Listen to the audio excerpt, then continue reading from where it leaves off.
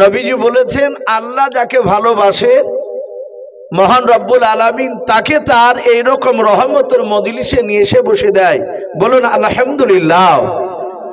একটা মানুষ বাপজি দেখবেন সে 5 ওয়াক্ত নামাজ পড়ে না, অথচ জালসা তালা এসে বসে যায়। আর হেদায়েতের মালিককে একটু জোরে বলুন আমার আল্লাহ। এই মাহফিলে এসে বাপজি একটা বেনামাজি মানুষ যে নামাজি হবে না, এটা গ্যারান্টি দিতে পারবো আমরা? একটা মদখোর মানুষ এখান থেকে যে বাপজি পরিবর্তন হবে না, এটা কেউ গ্যারান্টি দিতে পারবো না। আল্লাহ রাব্বুল আলামিন জানি না কার জবান দিয়ে কার হেদায়েতমূলক বয়ান করে নেবেন।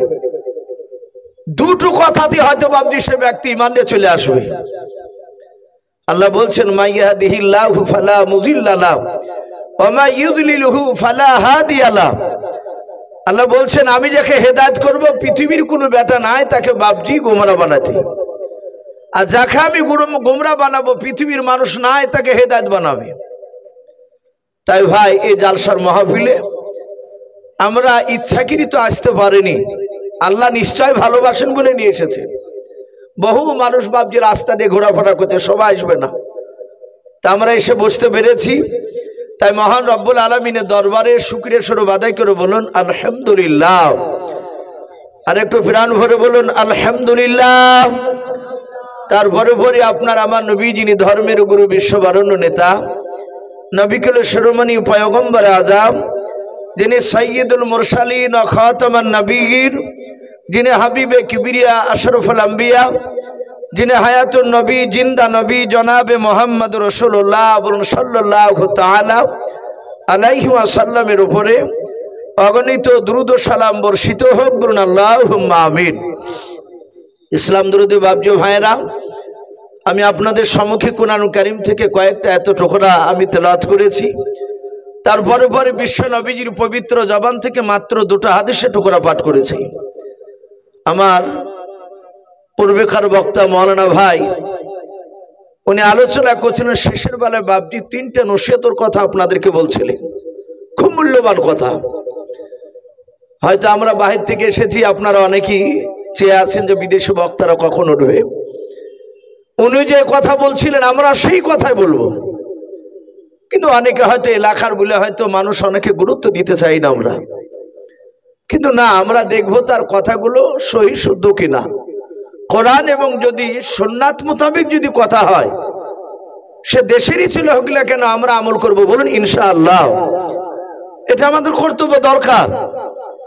ভাই আলোচনা বহু শুনে আসছেন, আলোচনা শোনার কমতি নেই আমাদের, একটাই কমতি, সেটা হচ্ছে বাপজি আমলের ঘাটতি হয়ে যাচ্ছে। সারা পৃথিবীর অবস্থা বাপজি আমাদের নতুন করে বলা লাগবে না। মুসলমানদের বাপজি অবস্থা ভালো নেই। অনেক জায়গাতে বাপজি বক্তব্য দিতে গেলি, গত পরশুদিন বাপ জমকুল এলাকায় ছিলাম, যাহাতে বক্তব্য দিতে শুরু করেছে এরকম সভাপতি ভাইয়ের মতো বসে আছেন, উনি কাগজ দিয়ে বলছেন হুজুর একটু ওই বেলডাঙ্গা সম্বন্ধে কিছু বলবেন না, একবারে সামনে সামনে ওই সম্বন্ধে কিছু কথা বলবেন না। বসে, হ্যাঁ ঠিক আছে। তো বললেন যে ওই সম্বন্ধে কথা বলবেন না। বাপজি আমার সোনা লালেরা, দুনিয়ার পরিস্থিতি ভালো নেই, একটাই শুধু বাপজি আমাদের কারণ, আমরা রসুলের সুন্নাত থেকে দূরে সরে গিয়েছি। সাহাবারা যেইভাবে বাপজি রাসূলুল্লাহকে মেনেছিলেন ওই রকম আমরা মানতে পেরেছি? কথা বলুন, মানি নাই। কিছু মনে করবেন না, আমরা জানি অনেকে, কিন্তু বাস্তবে আমল করি না। আমার উস্তাদ হযরত মাওলানা বাদরুল আলম সাহেব দামাত বারকাতুহুম আলিয়া, উনি গত কয়েকদিন আগে ফোনে বলছিলেন যে বাপ বেশি বেশি করে বক্তব্যের মধ্যে একটু তবলিগের কথা একটু তুলে ধরবে। এখানে অনেকে হয়তো তবলিগ বিরোধী থাকতে পারেন ভাই। আমি বললাম হুজুর কেন? তো বলছে বাপ বুঝতে পারছিস, জানি আমরা অনেকেই, কিন্তু আমল যদি ঈমান তাজা করতে হয়, আমলে যদি ফিট করতে হয় বাপজি, তাহলে তবলিগের সাথে একটু জড়িত না থাকলে আমার মনে হয় না যে জিনিসগুলো বাপজি আমল আমরা বেশি বেশি করে করতে পারবো। আর ওই তবলিগের বয়ান দেখেন আপনার ওই খাবেন কি করে, পায়খানা কি করে যাবেন, শোবেন কি করে, লোকের সাথে কথা বলবেন কি করে, এর বাইরে অন্য কিছু শেখানো হয় না। হয় কথা বলেন যারা গিয়েছে, এর বাইরে নয়। কিন্তু আমরা জানি আমাদের বরকত নাই, আমরা আমল করি নাই। একটা মানুষ হাত উঁচু করে বলতে পারবেন না যে ইসু ভাই আমরা বাড়িতে খাবার খেতে গেলে আমরা দস্তরখানা বিছিয়ে খাবার খাই, কেউ হাত উঁচু করে বলতে পারবো না আমরা। অথচ আমরা দেখে যাচ্ছি অন্য জায়গায় যা বলছে ভাই দস্তরখানা নাই, দস্তরখানা নাই। অথচ বাড়িতে ভাবছি আমরা সেগুলো সুন্নাতে আমল করি নাই, পাবন্দি শহীদ করি না। আমরা বলছি সালাম দাও, একটা মানুষ বলতে পারবে যে বাপ বেটাতে আমরা সালাম দেওয়া দিয়ে করি? ভাই আছে এখানে? বাপে নামাজ পড়ছে, বেটা তো নামাজ পড়ছে, অথচ বাপ বেটা দুজনায় বাপজি হুন্দলা মুখ করে চলে যাচ্ছে, সালাম নাই।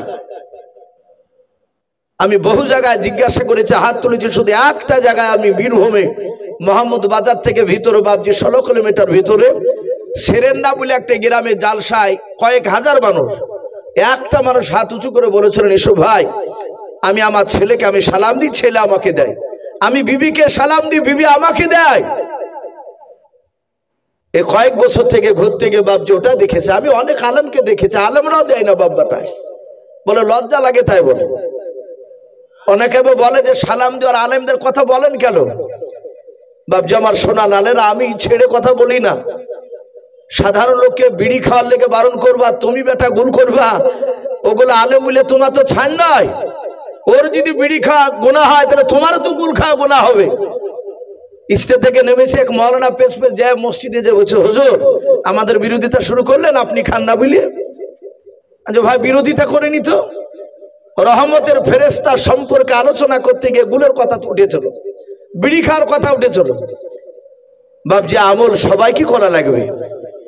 আল্লাহ রসুলের সাহাবায়ে কেরামরা রসুলকে এত মানতেন, সামি'না ওয়া আতা'না, সাহাবারা রসুলুল্লাহর কথা শুনতেন আর সাথে হাতে আমল করতেন। বলুন আলহামদুলিল্লাহ।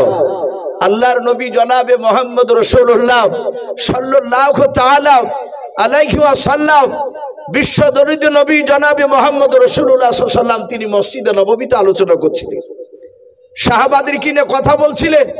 সাহাবায়ে কেরামরা নবীজির চেহারার দিকে চেয়ে চেয়ে কথাগুলো শুনছিলেন। আল্লাহ রাসূল সাহাবাদের দিকে বাপজি চেয়েছে, নবীজির দুই চোখের কোনা দিয়ে পানি ঝরছে। সাহাবা আবু বকর সিদ্দিক রাদিয়াল্লাহু তাআলা আনহু বিশ্ব নবীজির সবচেয়ে কাছের সাহাবা, সবচেয়ে দামি সাহাবা। উনি আল্লাহ রসুলকে বলছেন ওগো নবী আপনি আমার দিকে চেয়ে চেয়ে আপনি নয়, সব সাহাবার দিকে চেয়ে আপনি কাঁদছেন কেন? আল্লাহর নবী